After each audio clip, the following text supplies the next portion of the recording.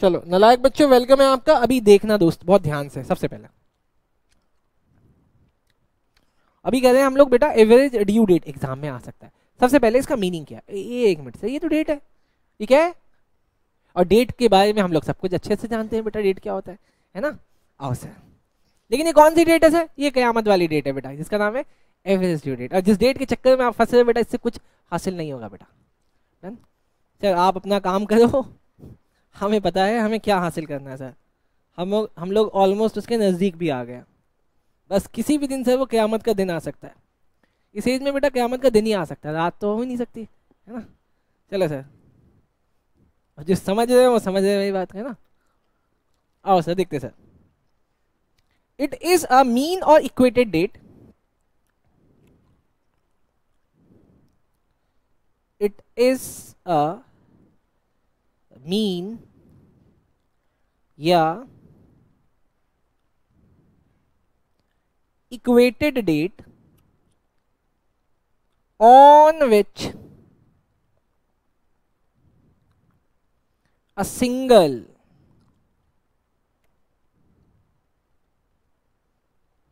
payment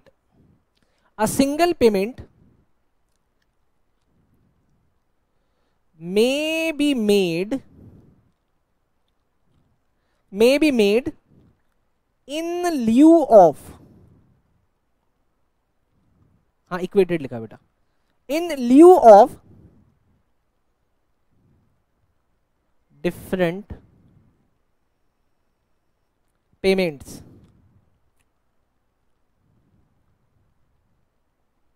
in lieu of different payments on different dates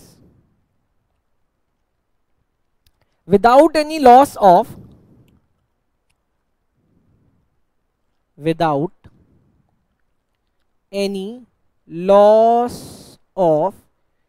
either party। अब आप इसको इतना सिंपल समझो, समझो कि मुझे और कशिका मैडम को आपस में हम लोग बहुत सारी ट्रांजैक्शन करते हैं। मतलब मैं भी एक बिजनेसमैन हूं, कशिका मैडम भी एक बिजनेसमैन है, मेरा भी एक अपना बिजनेस है जिसमें बहुत सारी मुझे ऐसी चीजों की जरूरत पड़ती है जो मुझे कशिका से परचेज करनी होती है। और कशिका का जो ऐसा बिजनेस है उसमें कशिका को बहुत सारी ऐसी चीजें परचेज करनी होती है जो मैं बनाता हूं। तो हम लोग आपस में ऐसी बहुत सारी ट्रांजेक्शन्स करते हैं। अब जब हम लोग ट्रांजेक्शन करते हैं तो मेरे गुड्स का प्राइस अलग है, उनके गुड्स का प्राइस अलग है। अब ऐसे ही हम दोनों के बीच में बहुत सारी पेमेंट्स आनी भी है, जानी भी है। अल्टीमेटली एक बैलेंस का अमाउंट निकलना है जो मुझे या तो उनको देना होगा या तो उन्हें मुझे देना होगा। डन, बात समझ में आ गई सर? बड़ा सिंपल है। लेकिन मेरे बिजनेस की प्रैक्टिस है कि मैं सामने वाले को गुड्स बेचकर 15 दिन का टाइम देता हूं कि 15 दिन में पेमेंट दे देना। कशिका मैडम भी सेम करती है, वो भी अपना गुड्स बेचकर सामने वाले को 15 दिन का टाइम देती है। डन, 15 दिन से जैसे 16वां दिन होगा मैं इंटरेस्ट लगा देता हूं दोस्त, वो भी लगा देती है। अब ऐसे इतनी सारी चीजें, इतनी सारी ट्रांजैक्शन मेरे बस की तो है नहीं याद रखना। तो मैंने क्या किया, मैंने एक सिस्टम बनाया। मैंने बोला सिस्टम पे मैं अपनी सारी ट्रांजैक्शन डाल देता हूं ड्यू डेट के साथ। कशिका मैडम आप भी अपनी सारी ट्रांजैक्शन डाल दो ड्यू डेट के साथ। डन, बात समझ में? हम दोनों ने डाल दिया। वो सिस्टम ने मुझे एक डेट निकाल के दे दी कि सर इस डेट को आप अपनी सारी पेमेंट कर देना। कशिका मैडम आप अपनी सारी पेमेंट कर देना इस डेट पे, लेकिन जितनी मुझे करनी है उनको और जितनी उनको मुझे करनी है, इसको हम लोग सेट ऑफ करेंगे तो एक अमाउंट निकलेगा, या तो मुझे देना होगा या तो मुझे लेना होगा उस डेट को। वो डेट एक ऐसी डेट है जिसमें ना उनको इंटरेस्ट का लॉस होगा ना मुझे इंटरेस्ट का लॉस होगा। बस ये वही है एवरेज ड्यू डेट। अगर आप बातें पकड़ पाए हो तो देखना सर क्या बोला। ये मीन या इक्वेटेड डेट है जहां पे क्या करनी है सर? सिंगल पेमेंट करनी है। लेकिन ये सिंगल पेमेंट आई कहां से? इन ल्यू ऑफ, किसकी जगह? Different payment on different dates की। लेकिन इसमें देखना इस डेट में दोनों में से किसी पार्टी को लॉस नहीं हो रहा, without any loss either party. बोला याद हुआ सर? पक्का पक्का मुझे याद हो गया। अगर याद हो गया तो बेटा इसको याद कर लो, अभी मैं सुनूंगा बेटा। अच्छा, अब दूसरी से कब कब इसको बनाया जाता है?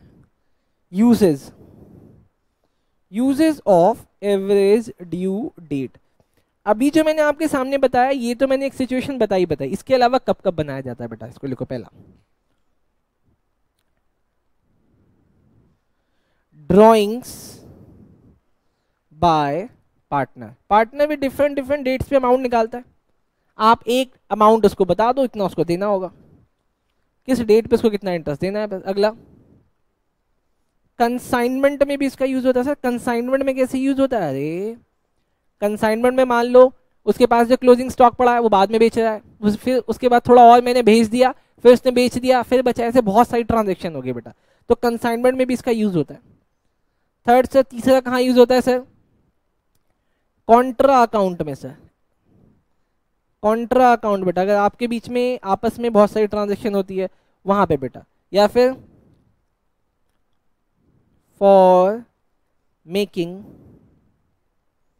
Lump sum payment.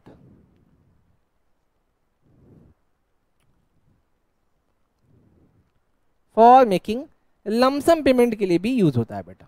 डन, बोले याद रहेगा? हाँ जी सर याद रहेगा बेटा। एक बार जितना मैंने लिखा है उसको याद करो। चलो सर अभी लिखो सर कुछ इंपॉर्टेंट फैक्ट्स बेटा, point to be noted.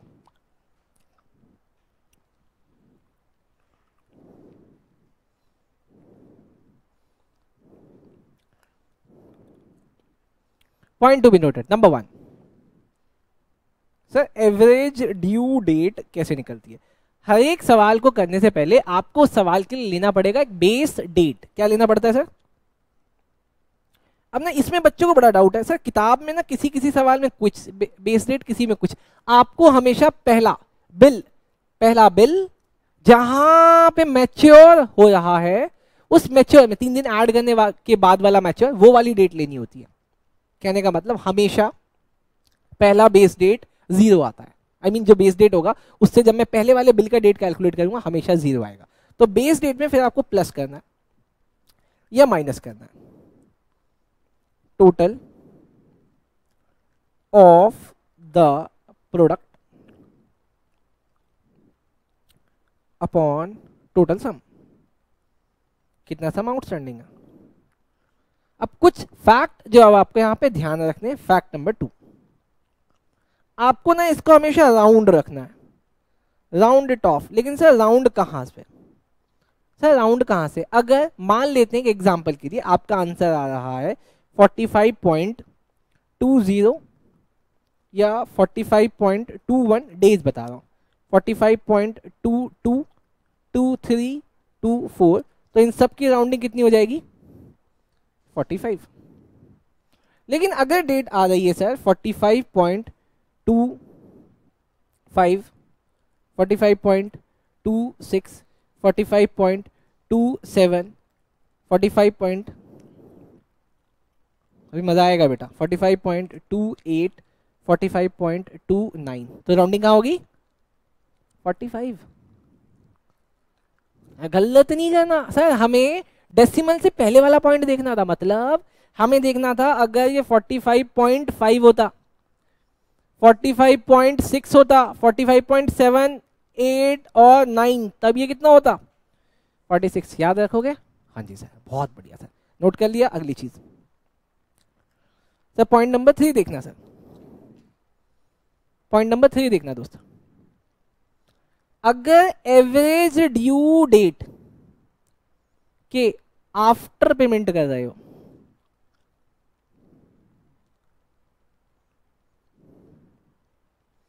Average due date के आफ्टर पेमेंट कर रहे हो, तो आपको पेमेंट कैसे लेनी है? पेमेंट प्लस इंटरेस्ट लिखो सर।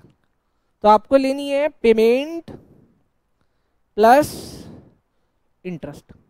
लेकिन अगर एवरेज ड्यू डेट के बिफोर पेमेंट ले रहे हो तो आपको क्या करना है?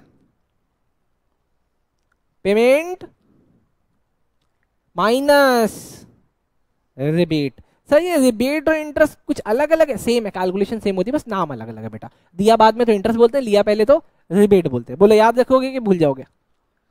अरे बोलो सर याद रखोगे कि भूल जाओगे? अब मैं ना आपको एक कंसेप्ट पढ़ा के आया हूं बिल के चैप्टर में, बिल के चैप्टर में, कि जब स्पेसिफाइड डेट हो, यहां पे भी बेटा वही है। डन। तो यहाँ पे मैं वो नहीं कराता हूँ, आप जल्दी से मुझे इसको याद करके दे दो, 1 मिनट का टाइम है आपके पास। चलो यहाँ पे ये खत्म।